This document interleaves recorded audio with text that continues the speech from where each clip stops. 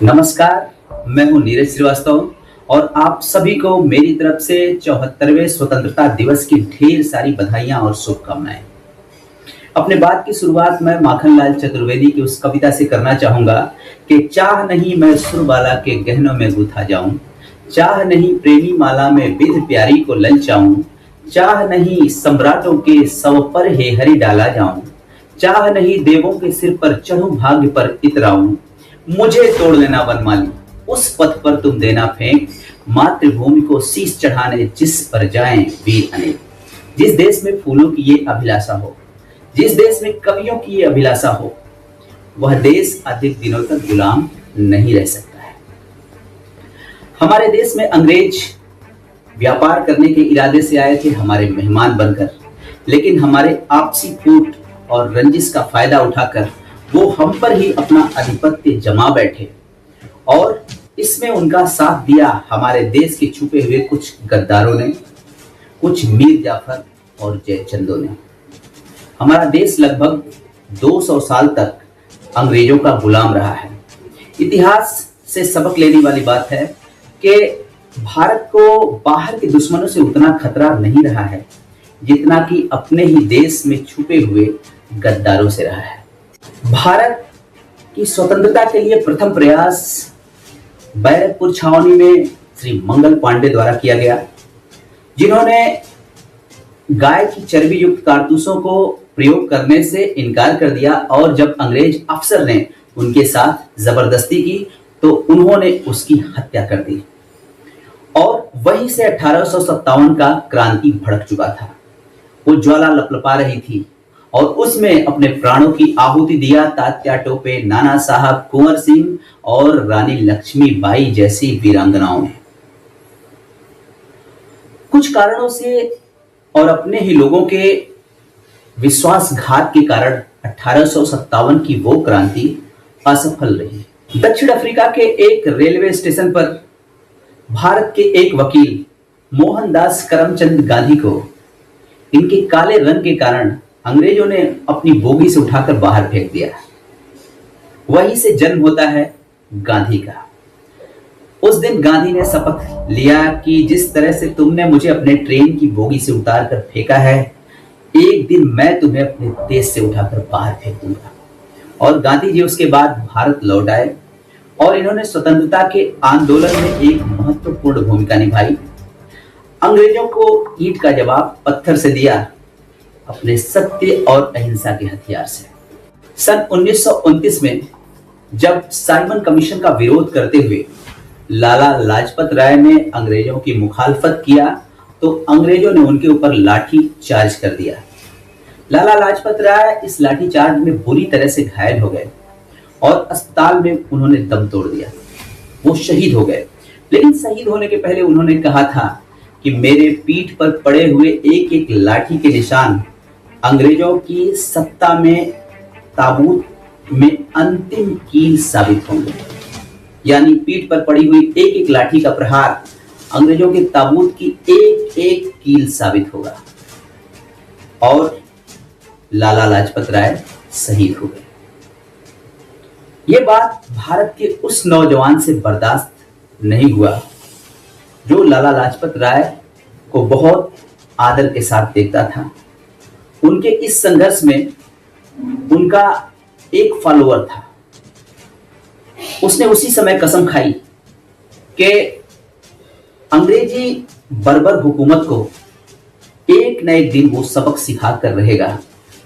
और उसने कुछ दिनों के बाद पुलिस कमिश्नर सैंडर्स की हत्या कर दी और असेंबली में बम विस्फोट करके असंवेदनशील और बहरी अंग्रेजी सरकार के कानों के पर्दे खोल दिए।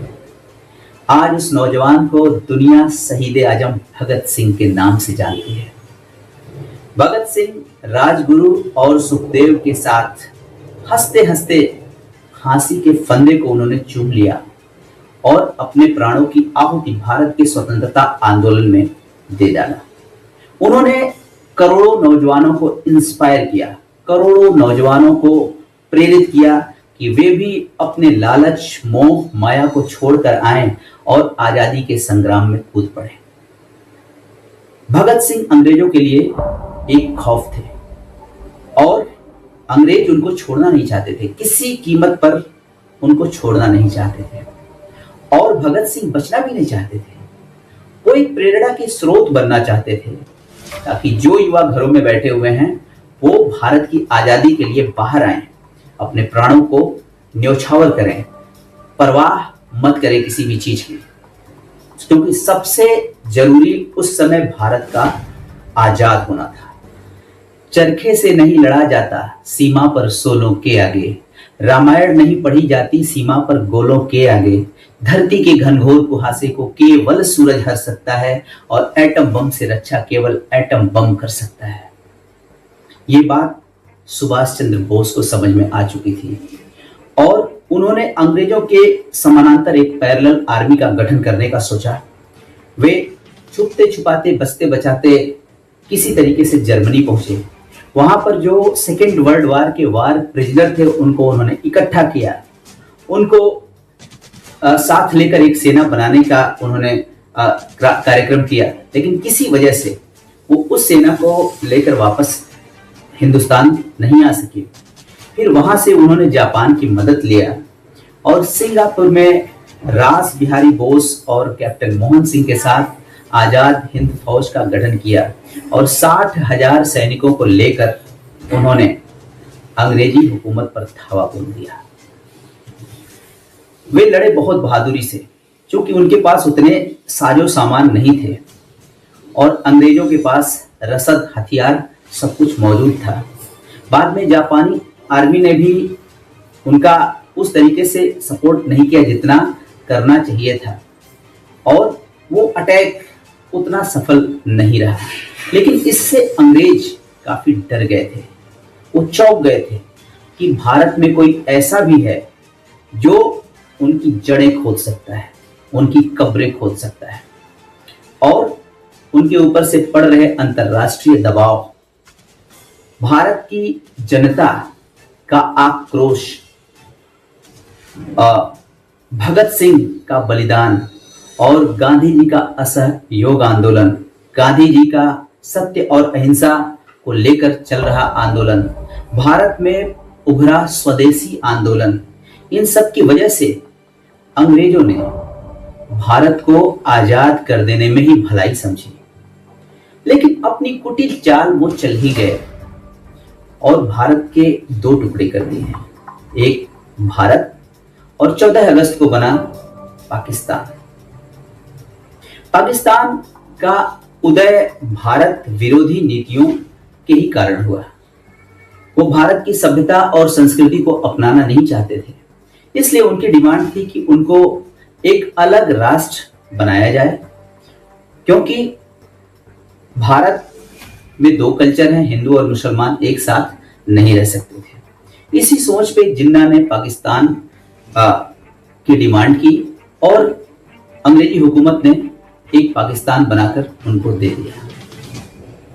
पाकिस्तान का जन्म भारत विरोध के नाम पर हुआ है, यानी पाकिस्तान का अस्तित्व ही भारत का विरोध है और आज भी हम अपने उस दुश्मन से लड़ रहे हैं, चाहे वो शीत युद्ध हो, चाहे वो 1965 का युद्ध हो, चाहे 71 का युद्ध हो, कारगिल का युद्ध हो, अथवा 90 के दशक में शुरू हुआ आतंकवाद।